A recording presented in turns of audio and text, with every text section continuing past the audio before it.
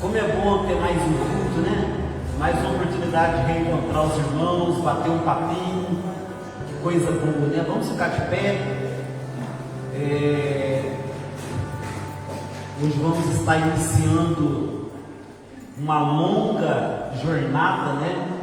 Eu até coloquei uma viagem ao universo de Romanos, porque Romanos parece um universo de evangelho. E nós vamos gastar um tempinho aí estudando essa carta. Eu tenho certeza que vai ser algo poderoso, amém? Feche seus olhos agora para você se concentrar melhor. Coloca a mão no seu coração e fala com o Senhor: Senhor, eu estou aqui nesta noite. Eu cheguei até aqui pela tua graça, pela tua misericórdia. O Senhor me deu força. E nessa hora eu peço ao Senhor que o Senhor venha fazer com que eu possa estar concentrado, de coração, de espírito, de alma, de mente, que eu possa estar inteiramente neste lugar, nesse momento que vamos passar aqui tão precioso para estudar a tua palavra. É isso que eu oro, Deus, que o Senhor abençoe as nossas vidas aqui. Talvez muitos de nós chegamos aqui com a mente cansada, de um dia desgastante de trabalho, mas essa hora eu te peço que eu renovo sobre nós, renova a nossa mente, Deus. Que o Senhor coloque as tuas mãos também no nosso cansaço físico, Pai. Nós possamos ter condições de estar aqui, fazer o melhor proveito desse momento como igreja, na tua presença, que o Espírito Santo do Senhor, Pai, possa ministrar os nossos corações de uma maneira completa e grandiosa nesta noite. Queremos, ó Pai, dar início, rendendo graças ao Senhor, te louvando, te adorando, Pai, por quem Tu és, mas também porque mais um dia que o Senhor nos proporciona na Tua presença. Então nós queremos te adorar e queremos te louvar para a glória do Teu nome. Amém.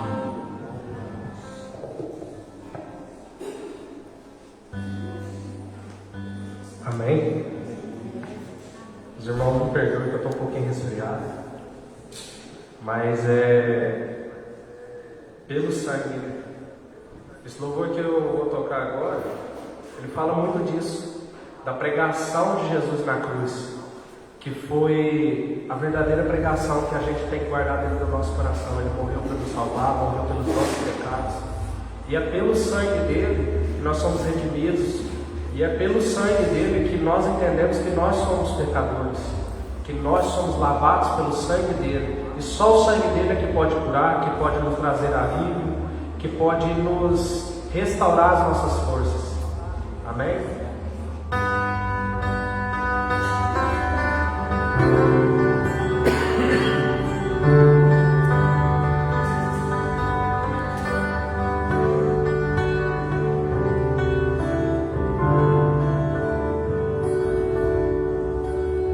Pelo mundo brilha a luz, desde que morreu Jesus, pendurado lá na cruz.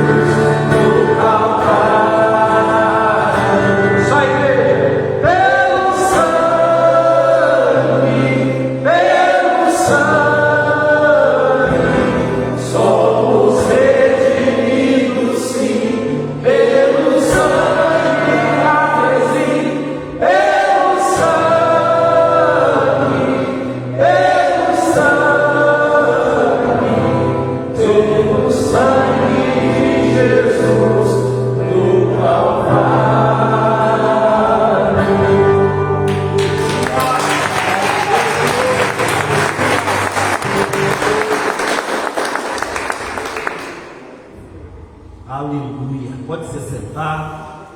Obrigado, Emerson, Luísa. Como é bom cantar aquilo que Jesus é e o que Ele faz, amém? Vamos abrir Romanos no capítulo 1.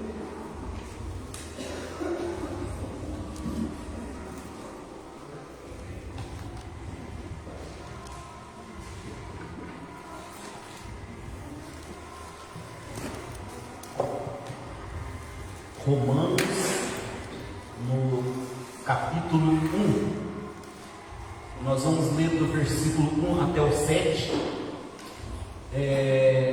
Antes quero saudar também os irmãos que estão em casa, acompanhando pela página do Facebook, também aqueles que estão trabalhando nesta hora, amém? Quem está animado para esta quarta-feira aí diz amém. Amém. Pessoal aí com um pouquinho de frio, friozinho vai chegando, o pessoal já vai ficando mais assim acolhidinho, né? Então precisa saber se vocês estão aqui, gente. Grandes coisas tem o Senhor para nós, amém? Vamos viajar aí quase um ano em Romanos. Capítulo 1, do versículo 1 até o versículo 7. Antes eu quero que vocês prestem atenção aqui numa coisa, duas coisas. Primeiro, Deus está fazendo uma obra grandiosa na Igreja Bíblica de Ariados. Nós estamos caminhando rumo ao propósito que Deus tem para a igreja em todas as coisas.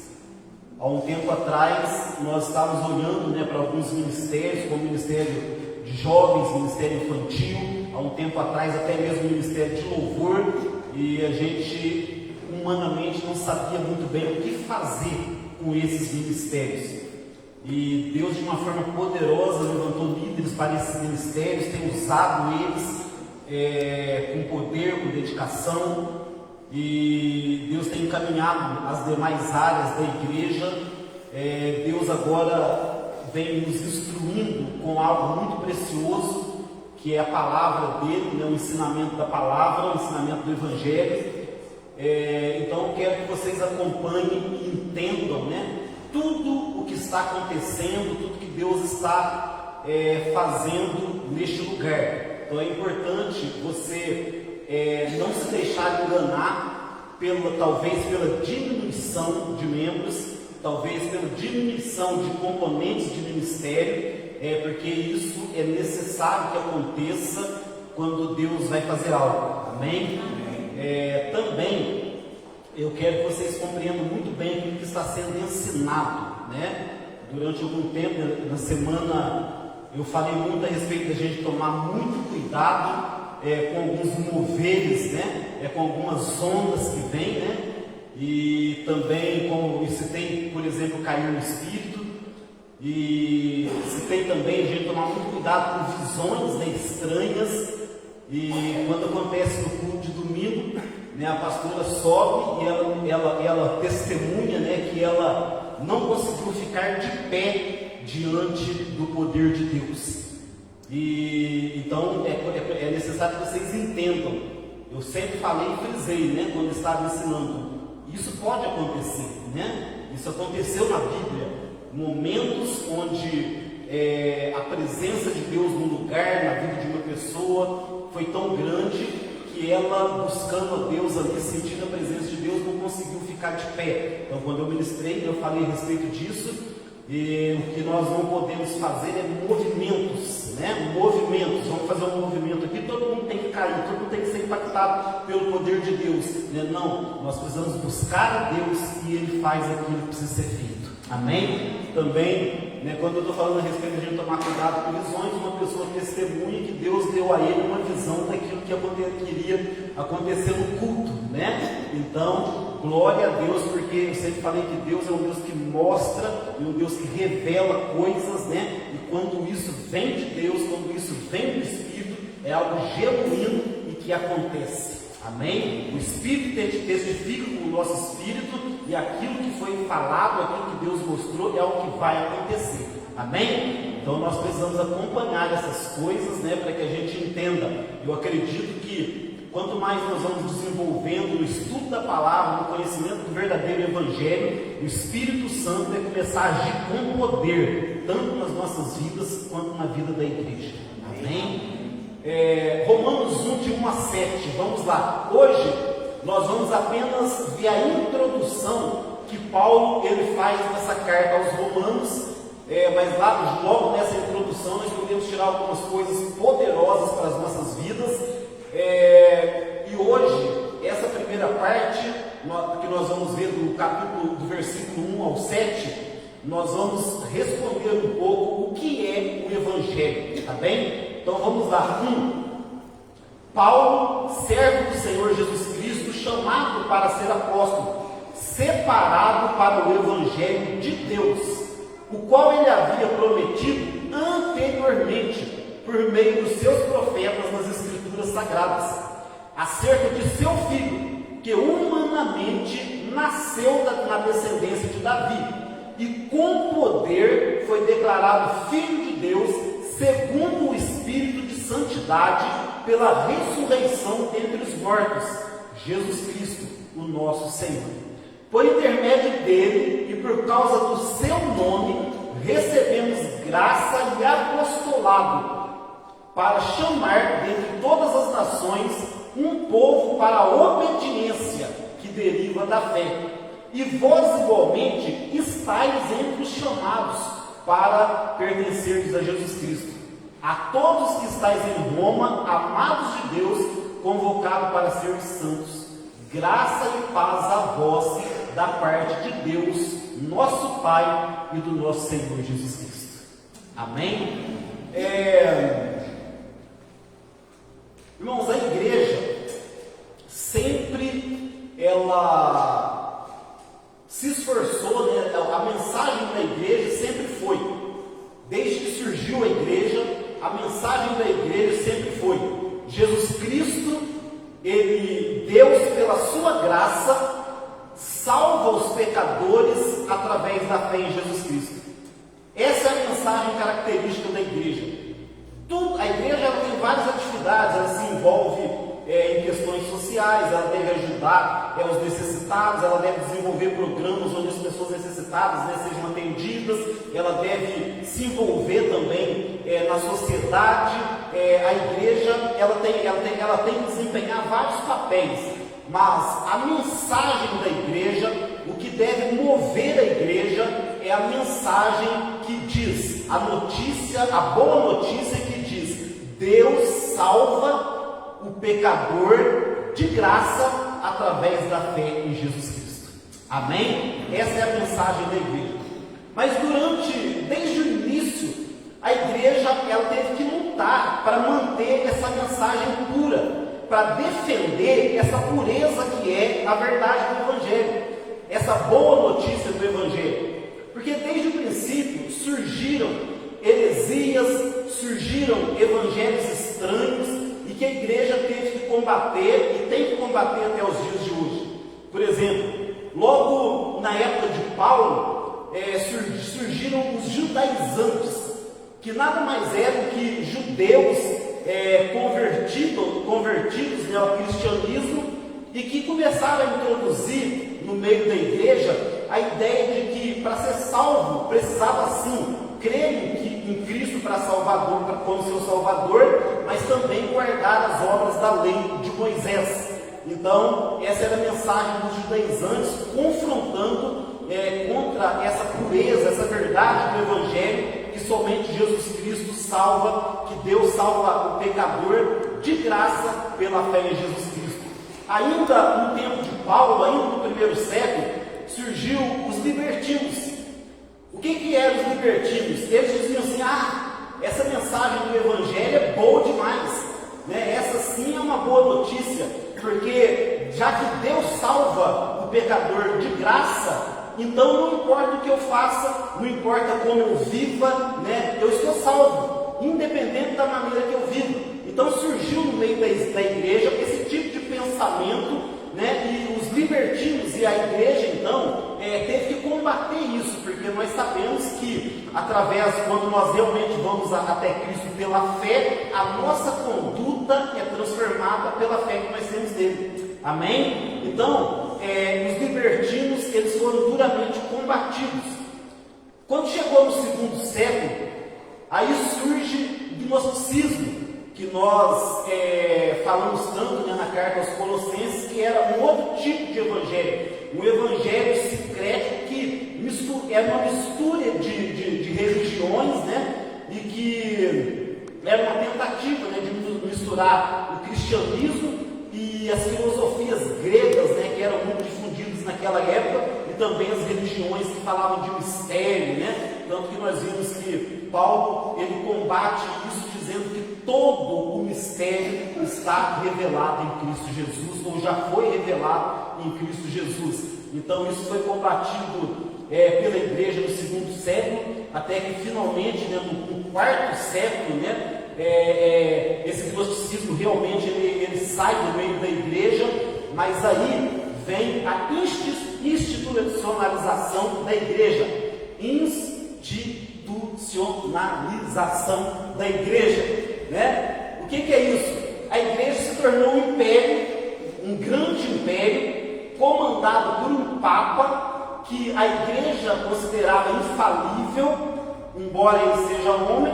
Ele foi considerado como alguém infalível, que governava a igreja, e aí começou a introduzir na igreja coisas estranhas, como a adoração e a crença em Maria, a veneração de santos, a doutrina do purgatório, que existe um lugar depois da morte onde você purga os seus pecados, né, para você poder ir para o céu. Aí surgiu também no meio da igreja as indulgências, né, que era o pagamento pelos pecados. Você dava uma certa quantia para poder pagar pelos seus pecados. Então a igreja ela se tornou um império, até que chega, né, lá para o 15º século, né, nos meados de 1500, acontece a Reforma Protestante, liderada, né, principalmente por Martinho Lutero. E nessa reforma, então, há um rompimento com a igreja, e a igreja, então, ela se divide em duas. Somente nesse tempo, a igreja cristã vai se dividir em duas igrejas. Somente no 15º século fica os protestantes que protestavam contra essa igreja organizada, essa igreja como império. Então, aqueles que criam, né, no verdadeiro evangelho, eles rompem com esse império, rompem com a igreja naquele tempo já chamada de católica romana. Então a igreja se divide em duas: fica a igreja católica apostólica romana, e nasce então a igreja dos protestantes, que hoje somos nós evangélicos, né? Então, durante todo esse tempo, a igreja sempre batalhando para poder defender a pureza do evangelho.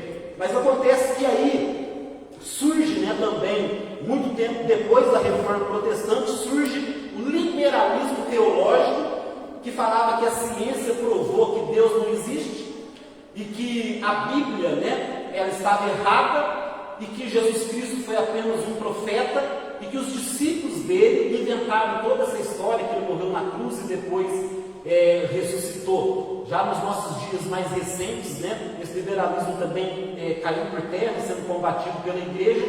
E então, vencido esse liberalismo teológico, começou a surgir na igreja essas doutrinas modernas de hoje, como nós vemos, né, o evangelho da prosperidade, que nada mais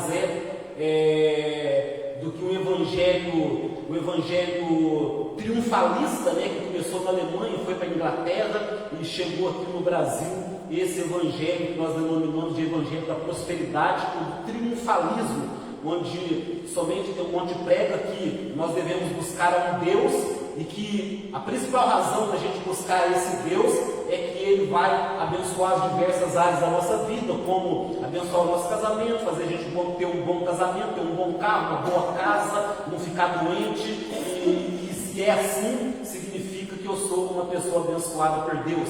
Então, fugindo da mensagem pura e central do Evangelho, que é Deus salva o pecador pela sua graça, mediante a fé em Jesus Cristo.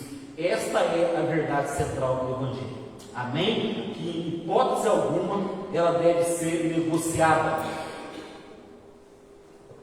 O homem entender que ele é um pecador, e sendo um pecador, ele necessita desesperadamente de receber essa graça sobre a vida dele. Para isso ele precisa crer em Jesus Cristo como seu Salvador.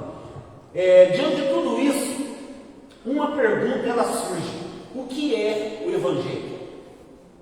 O que é o Evangelho? E essa carta a Romanos é a melhor maneira da gente responder essa pergunta. Somente nessa introdução aqui, porque o que nós precisamos entender aqui é que Paulo, ele está escrevendo essa carta com 3 propósitos principais. Primeiro, ele está preparando os romanos, porque a maioria dos cristãos ali de Roma não conheciam Paulo pessoalmente, e então ele está preparando eles, porque ele quer visitar a igreja de Roma, ele quer ganhar aqueles irmãos de Roma, para que ele use a igreja de Roma como base, porque ele quer pregar o Evangelho na Espanha. Se você olhar no mapa, a Espanha fica mais acima, e a Itália fica um pouco mais embaixo. Então, no caminho da Espanha está a Itália. Então, Paulo, como um estrategista, ele queria estar ali no meio da igreja de Roma, que era uma igreja que estava se fortalecendo, para poder pregar o Evangelho na Espanha. E corria boatos naquele tempo a respeito de Paulo. Então, Paulo, muitos consideravam que ele estava pregando o Evangelho em proveito próprio, que ele estava pregando o Evangelho para poder arrecadar dinheiro em benefício próprio. E quando nós vemos, Paulo, ele sim arrecadava dinheiro, porque já naquele tempo havia custos, para poder se pregar o Evangelho, mas a Bíblia fala que Paulo também trabalhava. Paulo não era pesado para as pessoas, porque ele também trabalhava, então ele arrecadava dinheiro para a obra, para ajudar as igrejas mais necessitadas, mas ele também, nos tempos assim, em algum tempo, dependendo do local que ele tinha, ele também trabalhava construindo tendas. Então corria esse boato de que Paulo pregava em benefício financeiro, falavam também, corria um boato que ele próprio era um judaizante, que misturava práticas judaicas com o Evangelho, pelo motivo dele ser judeu, em Roma. Os cristãos de Roma, a maioria sendo gentios, então corria boatos a respeito dele. Então ele queria preparar a igreja, mostrar quem ele era, e o que era o Evangelho que ele pregava, para que depois ele chegasse lá e não perdesse tempo, tendo que explicar e ensinar tudo isso. Também, ele vai defender os seus ensinamentos, segundo, ele também quer promover a união entre judeus e gentios, porque eu já expliquei aqui que o mundo antigo era dividido em 2 povos, judeus e gentios. Gentios chamados também de os outros povos. Então a igreja ali, até então o Evangelho era só para os judeus, a igreja formada por judeus, e Paulo começa a pregar para os gentios. A igreja de Roma está fundamentalmente formada por judeus e gentios. E aí começa a haver também algumas divergências entre eles ali, porque os gentios chegaram não cumprindo certos rituais que os judeus eram acostumados a cumprir. Então Paulo também quer promover a união entre judeus e gentios. Então, o que é o Evangelho? Paulo ele vai começar a responder essa pergunta aqui no versículo 1. Vamos ler o versículo 1 novamente. Diz assim: Paulo, servo do Senhor Jesus Cristo, chamado para ser apóstolo, separado para o Evangelho de Deus. Primeira coisa, o Evangelho é o Evangelho de Deus. O que Paulo está falando aqui não é um Evangelho estranho, não é um Evangelho de homens. O Evangelho que eu vou pregar é o Evangelho de Deus. Primeira coisa que a gente tem que saber a respeito do Evangelho: ele é o Evangelho de Deus. Eu já falei várias vezes aqui a respeito da história, livros e livros que tem a respeito da história, das religiões, do cristianismo, e que não entraram na Bíblia. A própria história que eu estou contando para vocês agora da Reforma Protestante não está na Bíblia, nós sabemos que é história, mas o Evangelho, aquilo que está contido na Bíblia, é o Evangelho de Deus. Deus inspirou homens santos para escrever esse evangelho. Amém? E a primeira coisa que Paulo está falando, esse evangelho é de Deus, ele é totalmente confiável, ele se cumpre em 100% da sua totalidade. O evangelho é o evangelho de Deus. E Paulo fala três coisas aqui que ele é em relação a esse evangelho que é de Deus. Primeiro ele fala que ele é um servo de Jesus Cristo. Então ele fala, Paulo, servo de Jesus Cristo, servo de Deus, servo de Jesus Cristo. Servo aqui é no sentido de escravo. Os judeus sabiam muito bem, ou os cristãos daquela época, ou o povo daquela época, sabia muito bem do que ele estava falando, principalmente os romanos, porque naquele tempo havia mais de 100 milhões de escravos em Roma. Então, quando ele fala que eu sou um escravo de Jesus Cristo, todos logo entendem o que Paulo está falando, porque um escravo, ele não tinha vontade própria. Um escravo, ele não dizia assim, eu vou fazer isso, eu vou fazer aquilo outro, eu vou para tal lugar, eu quero tomar essa decisão. Não, o escravo vivia exclusivamente para fazer a vontade do seu senhor. Então, um romano jamais ele ia se colocar numa posição de escravo, jamais ele ia se colocar numa posição de servo. Mas Paulo se apresenta dessa maneira, ele não tem nenhum problema em dizer para os romanos, eu sou um servo, um escravo de Jesus Cristo. E eles já entenderam bem o que Paulo estava falando. Hoje nós temos muitos cristãos que dizem que foram chamados por Jesus Cristo, mas que somente estão interessados em realizar sua própria vontade. Cristãos que dizem que foram chamados por Jesus Cristo, mas só fazem aquilo que eles querem fazer, quando querem fazer, na hora que eles querem fazer. Nós temos cristãos que dizem que são chamados por Jesus Cristo, mas que tomam as suas decisões independente do que Deus pensa ou do que Deus quer para a vida dele. Mas Paulo se apresenta, eu sou um escravo de Jesus Cristo. Segunda coisa que ele fala é que ele foi chamado para ser apóstolo. Então o que ele está querendo dizer? Eu não me fiz apóstolo. Não fui eu que me intitulei apóstolo. Não fui eu que por vontade própria usei a minha influência para me tornar apóstolo. Porque Paulo era um homem influente, mas ele disse, eu fui chamado para ser apóstolo. E o apóstolo, naquele tempo, a palavra apóstolo significava alguém que representava um outro nos seus negócios. Era, por exemplo, assim, vamos supor que o Paulo, ele tem um negócio, ele é um fazendeiro e tal, e ele me nomeia para que eu cuide dos negócios dele, para que eu represente ele nos seus negócios, para que ele não tenha que se preocupar com isso. Então o apóstolo, essa palavra apóstolo, era usada para alguém que cuidava do negócio de outra pessoa. Então o que Paulo está falando? Eu fui chamado, esse evangelho é o evangelho de Deus, e eu fui chamado para representar Deus pregando esse evangelho. Não é maravilhoso? Hoje, algumas pessoas simplesmente decidem se fazer pastores, decidem se fazer apóstolos, decidem se fazer isso ou aquilo, e muitas vezes fazem isso sem ser chamados por Deus. Outra coisa que ele fala aqui é que eu fui separado para o evangelho de Deus. Então Paulo, ele diz, eu sou um escravo de Jesus Cristo, eu fui chamado para ser apóstolo, e eu fui separado para esse evangelho, o evangelho de Deus, eu fui separado para poder pregar esse evangelho. E aí Paulo, então, ele está falando aqui da sua missão, né? Os dois primeiros pontos aqui é comum para todos nós. O mesmo chamado para ser escravo que Paulo recebeu, nós também recebemos. Amém? Da mesma forma que Paulo, ele recebeu um chamado para ser um representante de Deus, nós também recebemos esse chamado.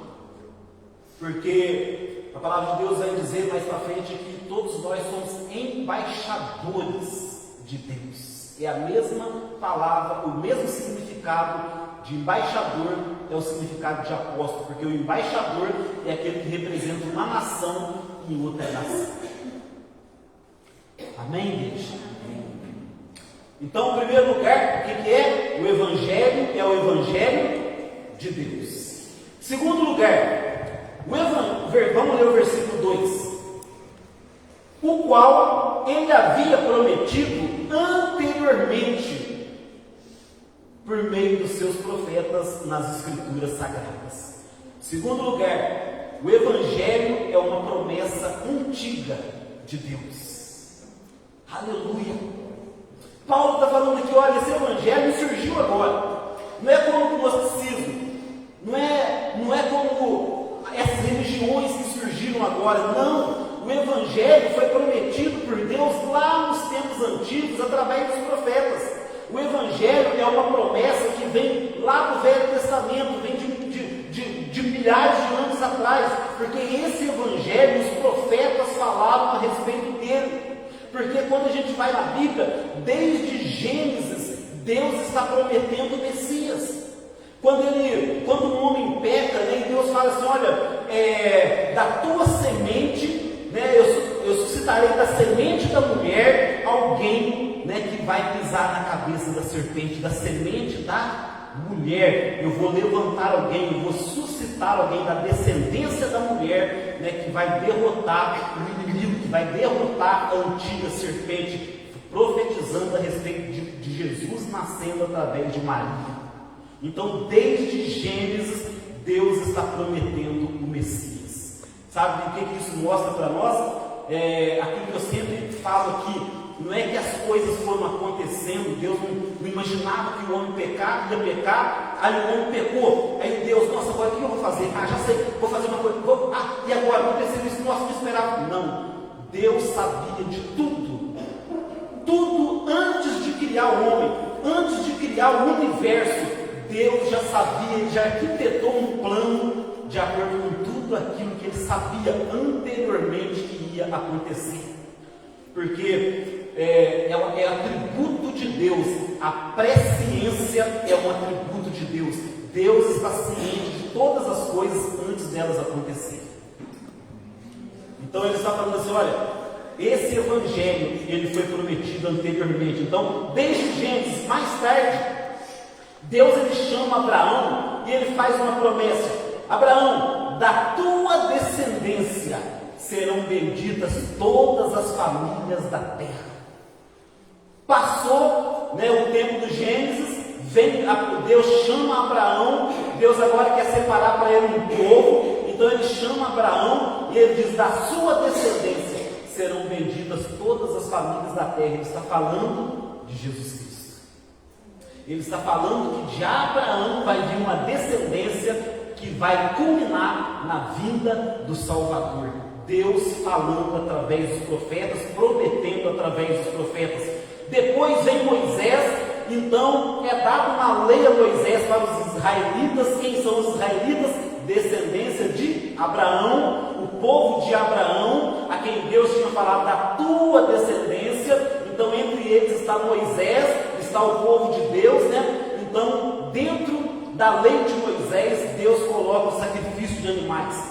Quando uma pessoa pecar, deve-se pegar um animal sem defeito, de acordo, o animal era especificado de acordo com o pecado da pessoa, e era derramado o sangue desse animal, prefigurando a vinda de Jesus Cristo, o sacrifício dele, o sangue dele sendo derramado na cruz do Calvário.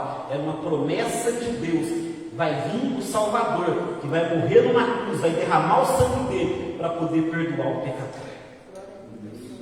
Esta é uma promessa antiga de Deus, que Paulo está falando ali para os romanos. Então os profetas vieram, todos começaram a falar dessa promessa, de que Deus um dia iria enviar o Salvador. Isaías falou dessa promessa, Joel falou dessa promessa, Ezequiel falou dessa promessa. Todo o Velho Testamento, os profetas estão falando dessa promessa. É exatamente isso aqui, né, que Paulo está escrevendo nessa saudação. Olha, o Evangelho, primeiro, ele é o Evangelho de Deus. Segundo, ele foi prometido há anos atrás. Ele é uma promessa antiga, não é algo que surgiu agora, porque Deus prometeu, ou seja, Deus sabe exatamente aquilo que ele está fazendo durante os séculos. Deus nunca se perdeu. E eu quero dizer para você, nós que confiamos em Deus, que confiamos nas promessas deles, que cremos neles, podemos estar absolutamente seguros de que Deus sabe o que Ele está fazendo. Ele nunca ficou perdido. Ele nunca perdeu o controle de nada. Às vezes nós temos a tendência de olhar como anda o mundo, como as pessoas vão fazendo as coisas seu bel prazer, até mesmo dentro da igreja, e nada acontece, e a gente pega, Deus perdeu o controle das coisas, as coisas fugiu do controle. As coisas podem fugir do controle de um líder, pode fugir do controle de um presidente da república, pode fugir do controle de um prefeito, pode fugir do controle de um pastor. A igreja pode fugir do controle de um pastor, mas nunca as coisas vão fugir do controle de Deus. Amém? A nossa vida pode fugir do nosso próprio controle. Os nossos filhos podem fugir do nosso controle, mas nunca vão fugir do controle de Deus. É maravilhoso a gente saber disso. Fala para o seu irmão, não é maravilhoso?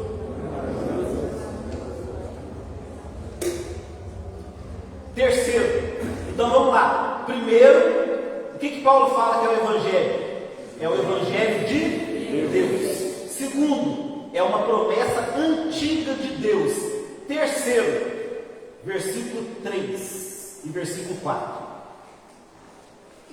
Acerca do seu filho, que humanamente nasceu da descendência de Davi, e com poder foi declarado Filho de Deus, segundo o Espírito de Santidade, pela ressurreição dentre os mortos, Jesus Cristo, o nosso Senhor. Terceiro lugar, o Evangelho gira em torno de uma pessoa. De uma pessoa. O Evangelho não é sobre eu receber a bênção. O Evangelho não é sobre prosperidade. O Evangelho não é sobre ética. O Evangelho não é sobre regras. O Evangelho é sobre uma pessoa. E não sou eu e não é você. Como hoje nós temos sido egocentristas, né? Adorando o nosso próprio ego. O Evangelho, ele gira em torno da pessoa de Jesus Cristo. O Evangelho é uma boa notícia a respeito de uma pessoa. De uma pessoa que foi prometido que viria, de uma pessoa que foi prometido que ele viria trazer esperança, salvação. O Evangelho foi uma promessa feita em torno de uma pessoa. O que eu quero que vocês entendam é que quando nós falamos do Evangelho, nós estamos falando da palavra de Deus. Porque quais são o Evangelho? Os Evangelhos na Bíblia: Mateus, Marcos, Lucas e João. Esses evangelhos registram a história de Jesus Cristo. Toda a Bíblia gira em torno desses 4 livros. Tudo na Bíblia, antes do Evangelho, antes de Mateus, Marcos, Lucas e João, era uma promessa a respeito do que iria acontecer no Evangelho. Todo o Velho Testamento gira em torno daquilo que iria acontecer em Mateus, Marcos, Lucas e João. E depois disso, todas as cartas do Novo Testamento falam, explicam, ensinam e defendem o que aconteceu no Evangelho. O Evangelho é o centro da Bíblia. Mateus, Marcos, Lucas e João. Tudo que vem antes, de Gênesis a Malaquias, fala a respeito da promessa desse Evangelho de que um dia viria o Salvador. Depois disso, os apóstolos estão explicando o cumprimento da promessa. Então preste atenção. Antes do Evangelho, a promessa. Acontece o Evangelho, depois a divulgação da promessa já realizada. Glória a Deus por isso, porque esse Evangelho é uma promessa antiga de Deus. Então essa promessa, ela se materializa quando Jesus nasce de Maria, da descendência de Davi. Ele nasce da descendência de Davi, porque o que Paulo fala aqui, no versículo 1 é isso, que da descendência de Davi, né, ele iria levantar o Salvador. Versículo 3, né? Acerca do seu filho que humanamente nasceria na descendência de Davi. Então quer dizer, aqui primeiro está falando do nascimento carnal de Jesus, né? Jesus, ele viria da descendência de Davi, e Maria, da descendência de Davi, gera Jesus Cristo, que é o nascimento carnal dele. Esse é o nascimento carnal. Agora, no versículo 4, aí vai falar do nascimento espiritual, divinal de Jesus Cristo, porque aí diz assim: e com poder foi declarado Filho de Deus. Então, humanamente da descendência de Davi, mas espiritualmente Filho de Deus. E aí fala, o que atesta, por que nós podemos crer, o que prova que ele é o Filho de Deus, que Paulo está falando aqui no versículo 4. Aí fala, olha, e com poder foi declarado Filho de Deus. Como assim? Aí Paulo explica, segundo o Espírito de Santidade. Primeira coisa que atesta e que prova que ele é Filho de Deus, Espírito de Santidade. Ele veio segundo o Espírito de Santidade, ou seja, nunca pecou, nunca entrou maldade nele. O único ser que não peca, a única criatura possível de ser santo em todos os aspectos da sua vida é Deus. Então, se ele não pecou, é porque ele é Deus. E o segundo aspecto aqui é que, aí continua, segundo o Espírito de Santidade, pela ressurreição dos mortos. Porque se ele tivesse ficado morto, ele seria considerado apenas como um daqueles profetas, como um daqueles revolucionários, como surgiram tantos naquela época. Na mesma época de Jesus, surgiram muitos revolucionários que se levantavam contra o Império Romano, né? Que se levantavam contra o judaísmo, e eles foram mortos, a história deles foram apagadas. Mas Jesus Cristo não, ele morreu sim, ele foi crucificado, mas ao terceiro dia, ele ressuscitou dentre os mortos, e ele subiu aos céus. Então esses dois fatos aqui provam que ele é o Filho de Deus. Então o que eu quero que vocês entendam é isso: o Evangelho, ele gira em torno de uma pessoa. Quarto, vamos recapitular aqui então. Primeiro, o Evangelho é o Evangelho de Deus. Segundo, é uma promessa antiga. Terceiro, gira em torno de uma pessoa. Presta atenção nisso, gente. O Evangelho gira em torno de uma pessoa. O Evangelho não é sobre mim. O Evangelho não é sobre você. O Evangelho é sobre Jesus Cristo. E nós entramos porque pela sua graça e pelo seu amor, ele nos trouxe para dentro do Evangelho. Aleluia. Quarto, versículo 5. Por intermédio dele quem? Jesus Cristo. E por causa do seu nome, recebemos graça e apostolado para chamar dentre todas as nações um povo para a obediência que deriva da fé. Então, em quarto lugar, o Evangelho deve ser crido e obedecido. Amém? Paulo está falando aqui, olha, por intermédio dele quem? Jesus Cristo, nós recebemos graça para representá-lo e chamar no meio de todas as nações, não apenas agora para Israel, mas para o Brasil, para a China, para Angola, para Moçambique, para Guatemala, para todas as nações, chamar um povo, presta atenção, no meio de todas as nações, chamar um povo, que é a igreja, um povo para andar em obediência que deriva da fé. Porque o Evangelho não é você acreditar apenas no que eu estou falando. O Evangelho é você obedecer aquilo que está sendo falado. Entende? Que história é essa? Eu creio no Evangelho, eu creio em Jesus Cristo, mas eu não obedeço nada do que ele fala. O Evangelho é uma crença falsa. Porque a fé em Jesus Cristo a obediência do Evangelho deriva da fé. Então, logo, se eu creio, eu obedeço. Não tem como uma pessoa, imagina, eu subo aqui para poder pregar, né? Ou estou aí para poder ouvir o Evangelho, porque às vezes eu estou aqui pregando, ensinando, outras vezes eu estou aí sentado aprendendo, mas depois que eu saio daqui, eu pratico tudo o contrário daquilo que eu mesmo falei. Eu venho aqui no domingo, prego com poder, falo coisas poderosas aqui, mas eu saio e no outro dia eu pratico o contrário daquilo que eu falei. Ou então eu estou aí ouvindo, eu estou dizendo amém, eu creio nesse Evangelho, mas na hora que eu saio daqui eu faço exatamente o contrário daquilo que diz o Evangelho. Então isso não é lógico, isso não, nós precisamos ser inteligentes, né? Pelo menos de saber que isso não condiz, nós estamos vivendo enganados se nós estamos agindo assim, porque o Evangelho deve ser obedecido e deve ser crido, porque a obediência deriva da fé. Logo, se eu tenho fé, eu vou obedecer o Evangelho.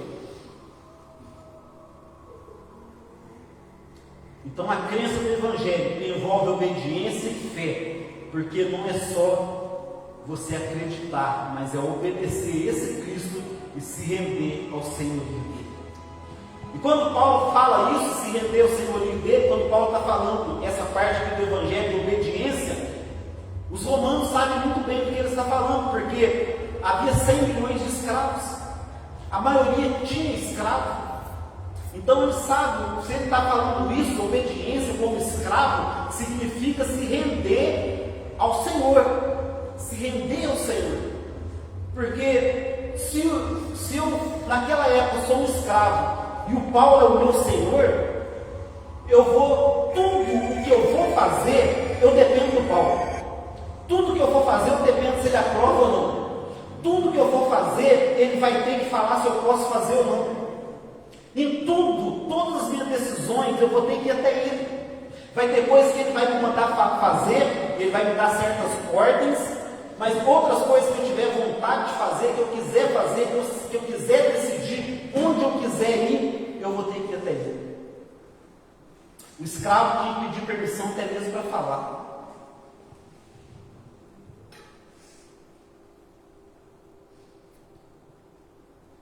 Quinto,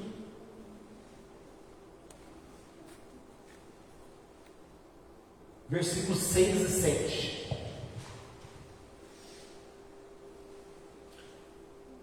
E vós, igualmente, estáis entre os chamados para pertencer a Jesus Cristo. Amém. Glória a Deus. Aqui Paulo, primeira vez agora na carta, né, nessa introdução, finalmente ele vai se dirigir aos destinatários da carta, que são os romanos. Porque ele fala, e vós, porque até então ele está falando de um povo, que Deus chama um povo. E agora ele está falando, e vós também, romanos, foram chamados para pertencer a Jesus Cristo. Então, em quinto lugar, através do Evangelho, Deus nos chama para a sua glória.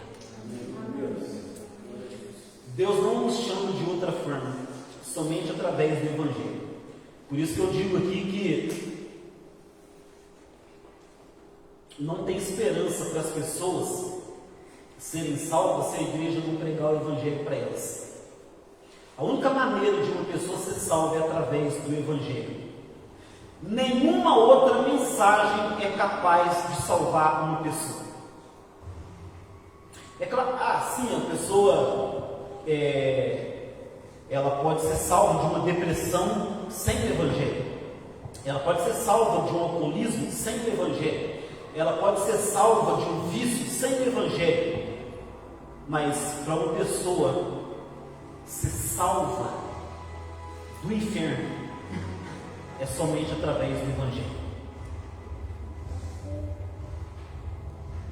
A única mensagem capaz de salvar uma pessoa é o Evangelho. A mensagem de que Jesus Cristo, Deus salva, Deus pela sua graça salva o pecador mediante a fé em Jesus Cristo. Essa é a única mensagem capaz de salvar o pecador. Então, o chamado aqui, porque Paulo, ele continua dizendo, né, a todos que estáis em Roma, amados de Deus, né, convocados, olha a palavra que ele usa, convocados para seres santos, separados para Deus. E aí ele traz uma saudação. Então, o chamado, ele não é apenas um convite. Você imaginou então? Porque quando Paulo fala que ele foi chamado, ele está se referindo lá na estrada, Atos 9, quando ele está na estrada de Damasco, ele recebe um documento da alta liderança da igreja, da alta liderança dos judeus, para poder ir prender cristãos, julgá-los e até mesmo matá-los. Então ele está indo para cumprir isso, para poder prender cristãos, e no meio do caminho, Jesus Cristo ressurreto aparece a ele, né? E acontece um encontro maravilhoso de Paulo com Jesus Cristo no corpo glorioso, ressurreto, e ele arrebata Paulo. Agora você imagina se fosse assim, Jesus Cristo encontra-me com Paulo e fala: Paulo, muito prazer, eu sou Jesus Cristo, você quem é? E aí Paulo: eu sou Paulo e tal. E ele fala: olha, eu queria te salvar, eu queria te chamar você para poder ser crente, para você vir para a igreja. Você gostaria de vir? Aí Paulo disse: eu não quero não. Aí Jesus falava: mas você tem o direito, né? Você tem o livre-arbítrio, se você quiser, você pode não vir, mas você não gostaria de vir? É uma notícia muito boa. E Paulo: eu acho que eu quero. Então vem. Acho que eu não quero não, acho que eu não vou não. Foi assim o encontro de Paulo com Jesus? Não foi assim. O que eu quero dizer para você é que quando Deus chama uma pessoa, Ele chama de uma forma arrebatadora. Ele vem, ele encontra com aquela pessoa, o Espírito Santo vai de encontro com aquela pessoa e acontece um impacto irresistível na vida daquela pessoa. Irresistível. Muitas vezes, né, a primeira vez que eu ouvi o Evangelho foi em 1990, eu morava em Mojimirim.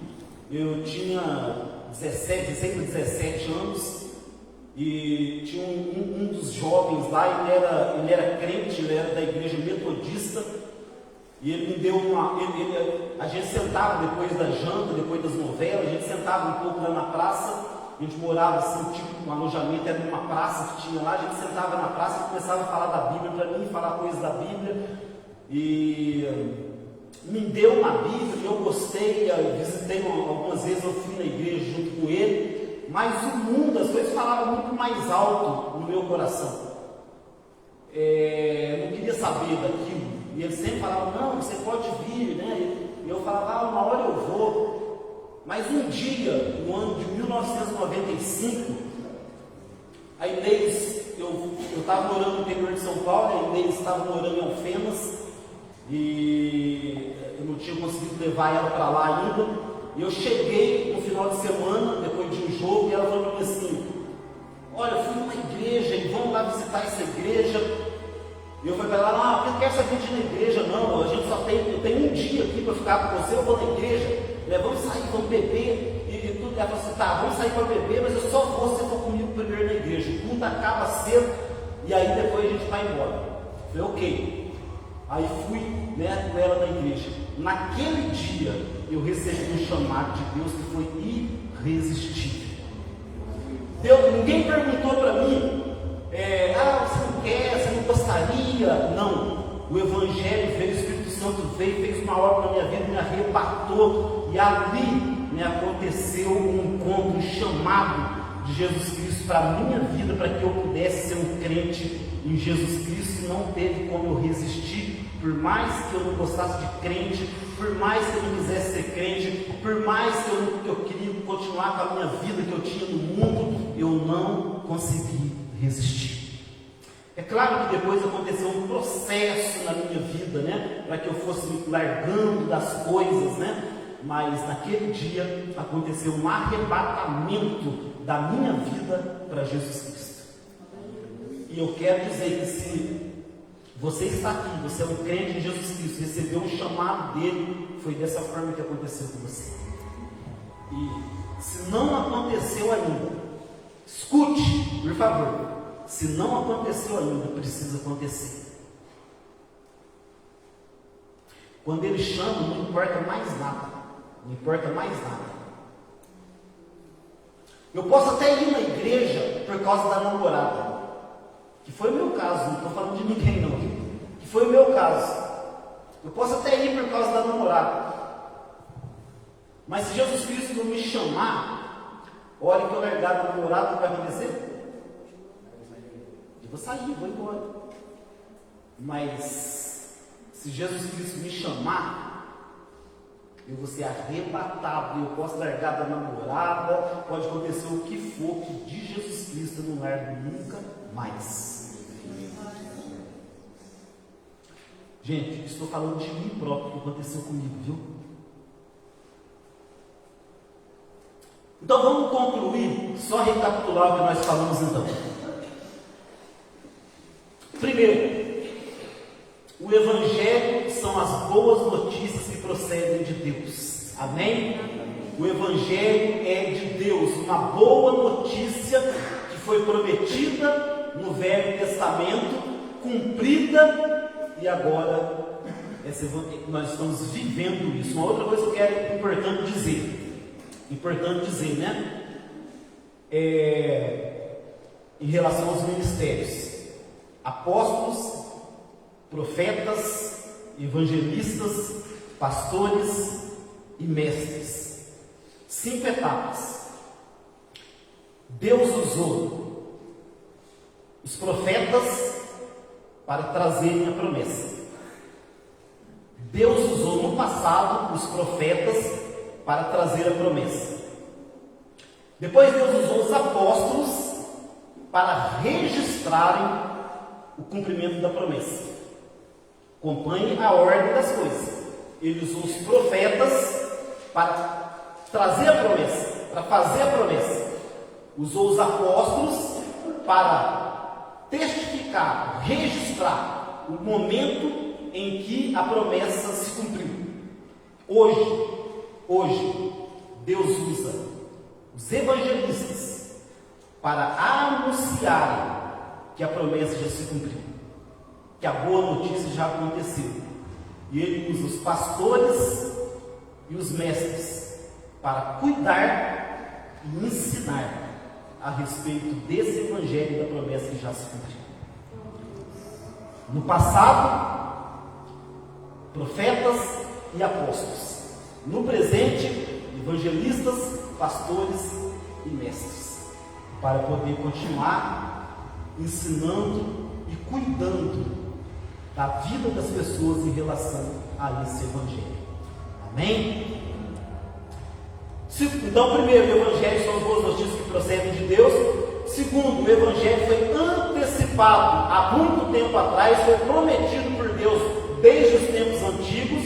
Segundo, Deus designou profetas e apóstolos como seus representantes para registrar a promessa e o cumprimento delas. Então agora a igreja está firmada nesse fundamento dos profetas e dos apóstolos que está registrado na Bíblia.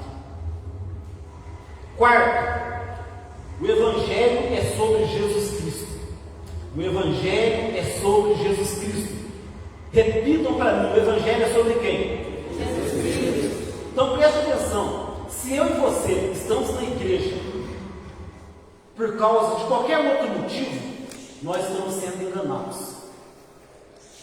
Se nós estamos na igreja por outro motivo que não seja Jesus Cristo, nós estamos sendo enganados. A partir de Jesus Cristo, nós vamos ter a comunhão entre os santos, a comunhão entre os irmãos, nós vamos ter ministérios, nós vamos ter tanta coisa, tantas atividades. Mas se eu estou na igreja por qualquer motivo antes que não seja Jesus Cristo, eu estou sendo enganado. Se eu estou na igreja só porque eu quero que Ele faz um milagre no meu casamento, eu estou sendo enganado. Se eu estou na igreja só porque eu quero prosperar na minha vida financeira, eu estou sendo enganado. Se eu estou na igreja Porque eu estou pensando que quando eu ficar doente, então Ele vai curar eu, me curar das minhas doenças, eu estou sendo enganado. Se eu estou na igreja, porque eu penso que se eu servir a Jesus Cristo, tudo vai dar certo para mim, eu estou sendo enganado. Ah, pastor, quer dizer que nada disso acontece? Sim, acontece. Sim, Ele faz. Mas se eu estou servindo a Ele por causa dessas coisas, eu estou sendo enganado. Porque o Evangelho é a respeito dele. É sobre o Deus que veio ao mundo, morreu na cruz para salvar o pecador. Então, se você crer nisso, você vai receber o perdão dos seus pecados, você vai passar a viver para Ele e você vai receber a vida eterna. Se não, você vai ficar para sempre nos seus pecados e vai perecer com eles por toda a eternidade. E quinto, a fé no Evangelho produz obediência, porque o Evangelho é o poder de Deus para salvar, mas também para transformar. Amém. Não existe crer no Evangelho sem obedecer. Você pode falar isso para o teu irmão? Fala para ele, não existe crer no Evangelho sem obedecer. Não existe crer no Evangelho sem obedecer. Irmãos, toma cuidado pelo seu frequentador de igreja. Toma cuidado pelo seu trabalhador de igreja. Eu estou aqui, eu estou ali, eu faço isso, eu faço aquilo, eu vou no culto, eu ajudo aqui, eu ajudo ali. Glória a Deus pela sua vida. Temos que ser servos mesmo. Como a igreja sente falta de pessoas servas, pessoas que falam, pode contar comigo. Mas não é isso. Não é isso a essência, não é esse o motivo. Não é isso, é para isso que você está aqui. Você está aqui para ser um servo de Jesus Cristo. Para aprender a viver em obediência a Ele e, como parte da obediência, exercer um ministério, um chamado pela qual Ele chamou você. Paulo foi chamado para ser apóstolo e recebeu uma missão específica para pregar aos gentios, porque tem uma missão para cada um. Ele me chamou para ser pastor. Durante um tempo da minha vida, Ele me chamou para ser missionário. Entende? Daqui a um tempo, Ele vai me chamar de novo para ser missionário. Mas cada um tem o seu chamado, o seu tempo. Entende? Cada um tem a missão específica que recebeu de Deus. Mas o mais importante é entender: o meu chamado é para ser um servo de Jesus Cristo, servo no sentido de escravo. Eu não faço nada, eu faço o que Ele me manda e eu não faço nada se Ele não me autorizar. Vamos ficar de pé e vamos orar. Essa foi apenas a introdução da carta. Senhor, nós te louvamos, ó Pai, pela Tua palavra, pela verdade do Teu Evangelho. Que o Espírito Santo, Pai, ministra aos nossos corações de uma forma tremenda, de uma forma grandiosa, aquilo que o Senhor ministrou a nós nesta noite. Que daqui produza conversões genuínas e transformação de vidas, pessoas apaixonadas pelo Senhor. Que, como Paulo, não tem nenhum constrangimento em viver como um escravo de Jesus Cristo. Eu oro por isso, Pai. Faça essa obra em nós, a começar na minha vida, no nome de Jesus. Amém. Amém. Deus abençoe. Eu primeiro, seu irmão, com a paz do Senhor. Domingo é culto de Santa Ceia.